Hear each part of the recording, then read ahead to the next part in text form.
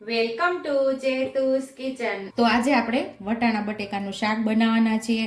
તો અહીંયા આપણે 3 બટેકા લઈ લીધા છે, 250 ગ્રામ આપણે વટાણા લઈ અને ફોલી લીધા છે અહીંયા, અને 2 ડુંગળી અહીંયા આપણે ઝીણી ઝીણી સુધારી લીધી છે, અને 2 મીડિયમ સાઈઝના ટમેટા અહીંયા આપણે ઝીણા ઝીણા સુધારી લીધા છે, લીલા ધાણા સુધાર્યા છે, અને અહીંયા આપણે 1 ગાંઠિયો લસણનો ફોલી લીધો છે, અડધી ચમચી જેટલો ગરમ મસાલો છે। આપણે આ શાક આપણે 5 વ્યક્તિ માટે બનાવીએ છીએ, અને રેગ્યુલર મસાલાની અંદરથી મસાલાનો ઉપયોગ કરી અને આપણે ટેસ્ટી એવું શાક બનાવીએ। આપણી ખાંડણી લઈ લીધી છે, અને આપણે 1 ઇંચ આદુનો ટુકડો લીધો છે, તો એને આપણે ઝીણા ઝીણા કટકા કરી અહીંયા ઉમેરી દેવાનો છે। લસણ અને આદુને સાથે આપણે વાટી લેવાનું છે, એટલે કે ખાંડી લેવાનું છે। અહીંયા અડધી ચમચી જેટલો આપણે જીરું ઉમેરશું, આપણે 2 તજના ટુકડા ઉમેરશું, અહીંયા આપણે 3 લવિંગ ઉમેરી દઈશું, નાની ચમચી જેટલો આપણે મીઠું ઉમેરશું, અને આપણે સરસ લસણવાળી ચટણી તૈયાર કરવાની છે। પહેલા થોડું ખાંડી લેશું, પછી લાલ મરચું પાવડર આપણે ઉમેરી દેવાનું છે।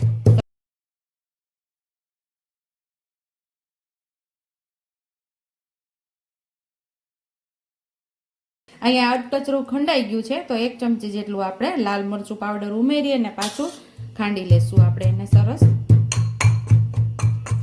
લસણવાળી ચટણી આપણે તૈયાર કરી લીધી છે, અને ગેસ ઉપર કુકર રાખી દીધું છે, અને 2 નાના ચમચા જેટલું આપણે તેલ ઉમેરવાનું છે।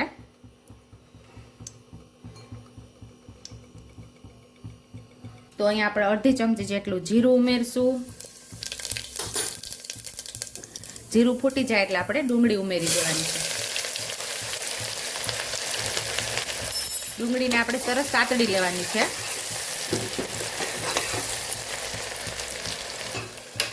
ડુંગળીને સરસ લાઇટ પિંક કલરની થાય ને ત્યાં સુધી સાતળવાની છે। ડુંગળી મસ્ત એવી સતળાઈ ગઈ છે, તો અહીંયા આપણે પહેલા ટમેટા ઉમેરી દેશું।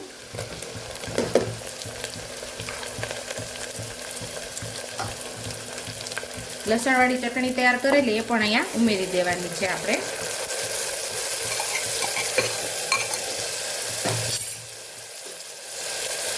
અહીંયા આપણે અડધી ચમચી જેટલી હળદર ઉમેરશું, 1 ચમચી જેટલું ધાણા જીરું પાવડર ઉમેરશું, સ્વાદ મુજબ આપણે મીઠું ઉમેરશું। સરસ આપણે સાતડી લેવાનો છે મસાલાની। તીખું જે પ્રમાણે તમારે ઘરમાં ખવાતું હોય એ પ્રમાણે લાલ મરચું પાવડરનો ઉપયોગ કરવાનો।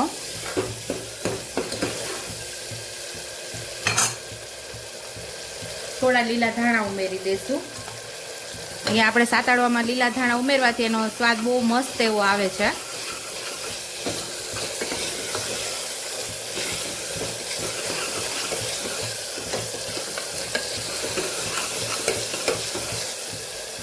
અહીંયા આપણું તેલ એકદમ સરસ છૂટું પડી ગયું છે, બધું પાણી બળી ગયું છે, તો હવે અહીંયા બટેકા અને વટાણાને ઉમેરી દેવાના છે।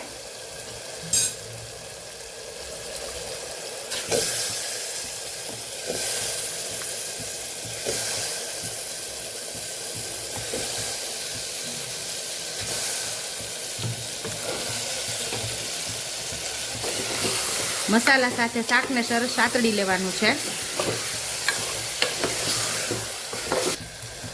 અહીંયા આપણે જે અડધી ચમચી ગરમ મસાલો લીધેલો એ પણ અહીંયા ઉમેરી દેવાનું છે।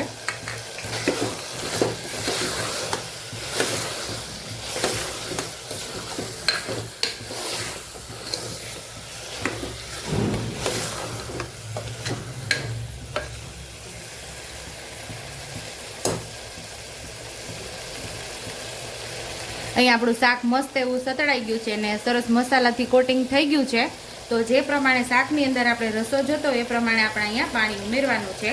તો 1 નાના ગ્લાસ જેટલું આપણે પાણી ઉમેરશું, આવડો નાનો ગ્લાસ આપણે ઉમેરેલો છે।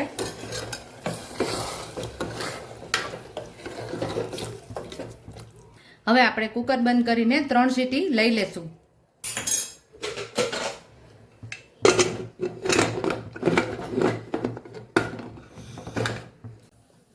હવે આપણે શાકને જોઈ લેશું। મસ્ત એવું રસાવાળું શાક તૈયાર થઈ ગયું છે।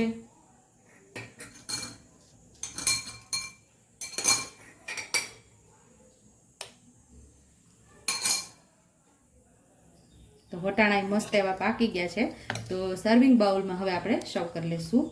તો ટેસ્ટી એવું વટાણા બટેકાનું શાક અહીંયા તૈયાર છે. ઉપરથી આપણે લીલા ધાણાથી ગાર્નિશ કરી દઈશું. આ શાક તમને રોટલી, ભાખરી, પરોઠા કે ભાત સાથે ખાવાની ખૂબ જ મજા આવે છે. જો તમને મારી રેસીપી પસંદ આવી હોય તો મારી રેસીપીને લાઈક કરજો, શેર કરજો, સબસ્ક્રાઇબ કરજો, બેલ આઇકોન દબાવતા ભૂલતા નહીં અને કમેન્ટ બોક્સમાં કમેન્ટ કરજો કે મારી રેસીપી કેવી લાગી. તો આવજો.